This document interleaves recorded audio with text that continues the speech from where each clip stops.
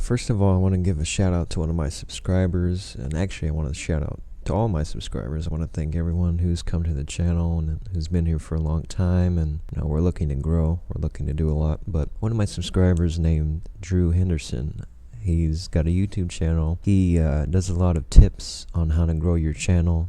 He's helped me out a little bit, and so I want to give him a shout out. I'm going to link his channel in the description. If you're new on YouTube and you're looking to grow your channel, then you should check him out.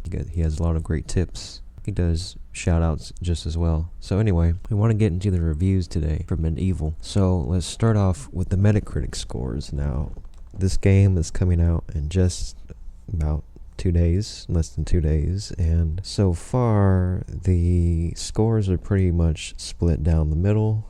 The Metacritic is sitting at a pretty mediocre 69. Now 69 is obviously a great number and everything, but for a video game score that indicates mixed or average reviews. So there's a lot of reviews so far, 41 critic reviews on Metacritic. There are no user reviews yet on Metacritic, but it looks like the critics are divided. A lot of critics have said that the game looks great. There are a lot of upgrades, but it doesn't offer much new except for nostalgia. So let's take a deeper dive into what the critics are saying. We're going to look at a few reviews in particular, starting with one of the good reviews from VG247. So they say that it is a shot-for-shot remake of the game from 1998. Dan has powerful gifts that allows him to level up as a hero before your eyes, and the game implements more naturally some of the RPG elements the team was clearly going for in the original. You can select levels from a linear map which have an exit stretch across a labyrinthian layout. This isn't a technical action game, as most of the brawls operate on a hack and slash level. Mashing the sword button swings in a flailing fashion, but you can also use a spinning charged attack and block with a shield. Nearly everything has a percentage point on it to discern its finite usage. Bosses are handled in exactly the same way, often with a massive weak point, several of which can be bested in under a minute. Mishaps like dying instantly when diving into even a small amount of water still feel jilted, as does the camera sometimes when it tries to follow Sir Dan around close quarters. Alright, and their final review is that given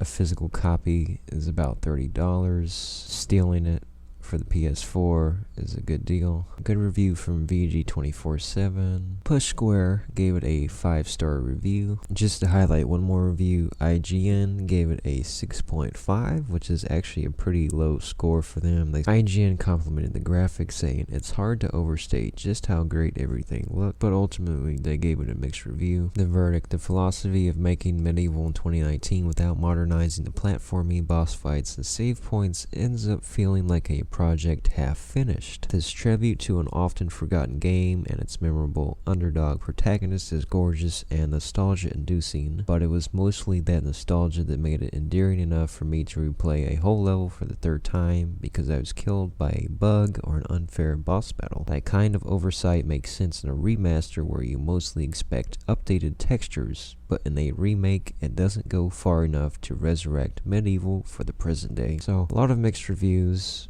We're just going to end the video at this point showing you the raw scores. There are a lot of magazines and publishers listed in this collection. Some of them are from different countries and different languages, but most of the scores are actually around a 69. There are a lot of 7s, a couple of 4s out of 5s, a couple of 8s, a couple of 3s out of 5. So this was a game I was looking forward to.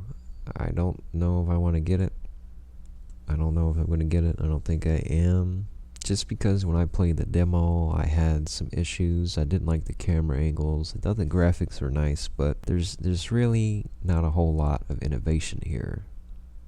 But if you're a big fan of the series and it interests you and you're looking for a new game, an easy platinum, a cheap game to buy for the PS4, then I would recommend it. But the scores are pretty average, so for $30, perhaps it's a good deal, but perhaps not.